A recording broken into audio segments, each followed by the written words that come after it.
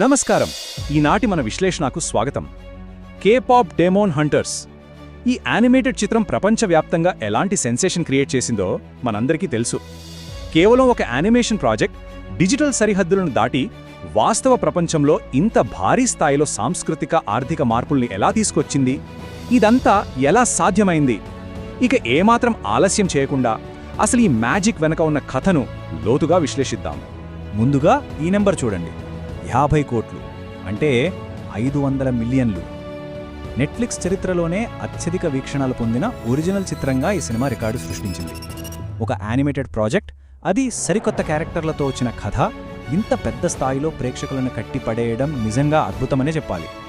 అసలు ఈ global phenomenon ఎలా మొదలైంది, దీన్ని ఎలా సాధించారు? ఈ విశ్లేషణలో మనం ప్రధానంగా 5 అంశాలను కవర్ చేయబోతున్నాం.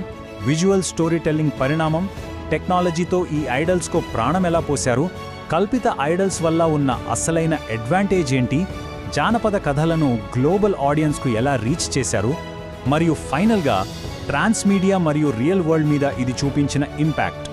వరుసగా చూద్దాం. మొదటి విభాగం, విజువల్ స్టోరీ టెల్లింగ్ పరిణామం. అసలు ఒక చిన్న కాన్సెప్ట్ గ్లోబల్ సెన్సేషన్గా ఎలా మారింది? ఇప్పుడిక్కడ ఆసక్తికరమైన విషయం ఏంటంటే, ఈ రెండు డిజైన్ల మధ్య ఉన్న తేడా. ఒకవైపు 2021 నాటి ఎర్లీ కాన్సెప్ట్ ఆర్ట్ చూడండి, ఇది 2D శైలిలో కాస్త పదునైన డిజైన్తో ఉంది. కానీ మరోవైపు ఫైనల్ లుక్ని గమనిస్తే వావ్ అనిపిస్తుంది కదా. ఇది పూర్తిగా హైపో స్టైలైజ్డ్ 3D యానిమేషన్గా రూపాంతరం చెందింది. ఆ glossy look, Vogue magazine level editorial lighting, anime స్టైల్లో ఉన్న ఆకారాలు, ఇవన్నీ కలిసి ఈ సినిమా విజువల్స్ని నెక్స్ట్ లెవెల్కి తీసుకెళ్లాయి. ఇక రెండవ విభాగం, టెక్నాలజీతో ఐడల్స్కు ప్రాణం. అన్రియల్ ఇంజిన్ 5 తీసుకువచ్చిన విప్లవం. ఈ విజువల్ మ్యాజిక్ వెనుకనున్న అత్యంత కీలకమైన టెక్నాలజీ ఈ chibi face system. Sony Pictures Imageworks వాళ్ళు డెవలప్ చేసిన ఈ స్పెషల్ యానిమేషన్ టెక్నిక్ ఏంటంటే, క్యారెక్టర్లు అచ్చం రియల్ డాన్సర్లాగా ఫ్లూయిడ్గా డాన్స్ చేస్తూనే సడన్గా ఎమోషనల్ లేదా కామెడీ సీన్స్ వచ్చేసరికి కార్టూన్ తరహా 2D ఎక్స్ప్రెషన్స్లోకి మారిపోగలవు. ఒక క్యారెక్టర్ ఇలా 2 విభిన్నమైన శైలిలోకి మారడం టెక్నికల్గా ఒక పెద్ద గేమ్ చేంజర్. సాధారణంగా యానిమేషన్ సినిమాల్లో చూసే రెగ్యులర్ కార్టూన్ లైటింగ్ను ఈ టీం పక్కన పెట్టేసింది. దానికి బదులు అన్రియల్ ఇంజిన్ 5 వాడి కోరియోగ్రఫీలో రియల్ టైం మార్పులు చేయడం స్టార్ట్ చేశారు. ఇక లైటింగ్ అంటారా, వోగ్ మ్యాగజైన్ కవర్ల నుంచి ఇన్స్పిరేషన్ తీసుకున్న editorial lighting, vibrant concert stage lighting వాడారు. ఆ సాఫ్ట్ లైట్ వాతావరణంలో క్యారెక్టర్లు బ్లర్ అవ్వకుండా ఉండటానికి మోషన్ బ్లర్ స్పియర్స్ అనే ఒక కొత్త టెక్నిక్ని డెవలప్ చేశారు. చూడ్డానికి అచ్చం real K pop industry high quality ఈస్థెటిక్స్ని దించేసినట్టు అనిపిస్తుంది కదూ. మూడవ విభాగం, కల్పిత ఐడల్స్ వల్ల ప్రయోజనాలు. అసలు యానిమేషన్ ఎందుకు గెలుస్తోంది? ఈ యానిమేటెడ్ లేదా ఫిక్షనల్ ఐడిల్స్ వల్ల వ్యాపారపరంగా ప్రధానంగా 3 అద్భుతమైన లాభాలున్నాయి. స్టెప్ 1, శాశ్వతమైన ఫ్యాండమ్ భద్రత.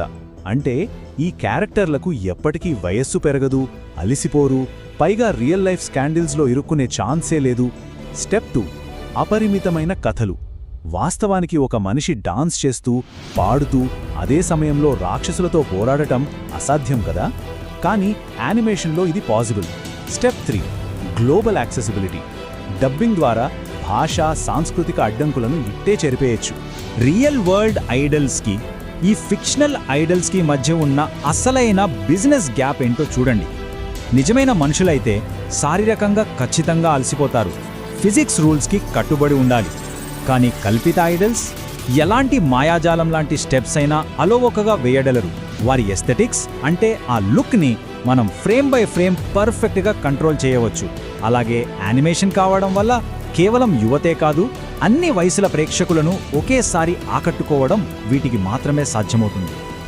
నాలుగవ విభాగం, గ్లోబల్ ఆడియన్స్ కోసం జానపద కథలు.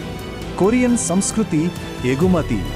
దీనిలో నన్ను బాగా ఆకట్టుకున్న కాన్సెప్ట్ ఒకటుంది, అదే ఈ హార్మోన్. ఇదొక మాయా కవచం. ఇది మనుషులను రాక్షసుల నుండి రక్షిస్తుంది. అయితే దీనికి పవర్ ఎక్కడి నుంచి వస్తుందో తెలుసా? ఐడల్ గ్రూప్ సంగీతంలో మునిగిపోయిన అభిమానుల ఆత్మశక్తి లేదా సోల్ ఎనర్జీ నుండి. నిజ జీవితంలో ఫ్యాన్స్ తమ ఐడల్స్కి ఇచ్చే ఆ సపోర్ట్ని, ప్రేమను ఏకంగా ప్రపంచాన్ని రక్షించే పవర్గా మలచడం. వాట్ అ బ్రిలియంట్ ఐడియా కదా.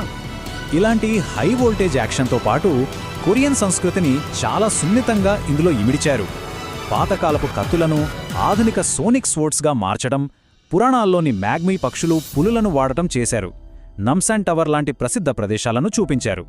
అయితే ఇంకో ఆసక్తికరమైన విషయమేంటంటే, ఎప్పుడు చూసే కిమ్చి మాత్రమే కాకుండా రామ్యూన్, గింబాప్, ఓడెంగ్ సూప్ లాంటి సాధారణ వంటకాలను చూపించారు. ఎక్కడా బోర్ కొట్టించకుండా గ్లోబల్ ఆడియన్స్కు కొరియన్ సంస్కృతిని భలే అలవాటు చేశారు. ఇక 5వ మరియు ఆఖరి విభాగం ట్రాన్స్మీడియా మరియు real world impact, the F&B boom. Yobo spirits వారు చెప్పిన ఈ మాటలు ఒకసారి వినండి. కల్పన వాస్తవాన్ని అధిగమించినప్పుడు యానిమేషన్, కేపాప్, గ్లోబల్ ఫ్యాండమ్ సంస్కృతి మరియు డిజిటల్ ఫస్ట్ స్టోరీ టెల్లింగ్ అన్నీ కలిసి ఒక కొత్త హైబ్రిడ్ కేటగిరీ ఆవిర్భవించడానికి ఇదొక సంకేతం. ఇదక్షరాల నిజం. మనం ఎంటర్టైన్మెంట్ని ఎలా చూస్తున్నాం, బ్రాండ్స్ దాన్ని ఎలా క్యాష్ చేసుకుంటున్నాయనే దానికి ఇదొక పెద్ద టర్నింగ్ పాయింట్ అని చెప్పాలి. ఈ కల్పిత పాత్రల ఇమేజ్ని వాడుకుని ఫుడ్ అండ్ బీవరేజ్ ఇండస్ట్రీ ఎలా లాభపడుతుందో తెలిస్తే నిజంగా షాక్ అవుతారు. ఏకంగా మెక్డొనాల్డ్స్ వాళ్ళు గ్లోబల్ స్థాయిలో Hunter, X, సాజా boys థీమ్స్తో rival meals launch చేశారు. నైట్ క్లబ్లు సినిమా రంగులతో కాక్టైల్స్ తయారు చేసి ప్రత్యేకంగా ఓఎస్టీ నైట్స్ హోస్ట్ చేస్తున్నాయి. బార్లలో అయితే అన్ని వయసుల వారు కలిసి వాచ్ పార్టీలు, కాస్ప్లే ఈవెంట్స్లో ఫుల్ యాక్టివ్గా పాల్గొంటున్నారు. దీనివల్ల కొరియన్ స్ట్రీట్ ఫుడ్కి, ఫ్రూట్ ఫ్లేవర్డ్ సోజుకి ఎక్కడ లేని డిమాండ్ వచ్చేసింది. జస్ట్ ఆ థీమ్ని వాడి వాళ్ల సేల్స్ని అమాంతం పెంచేసుకున్నారు.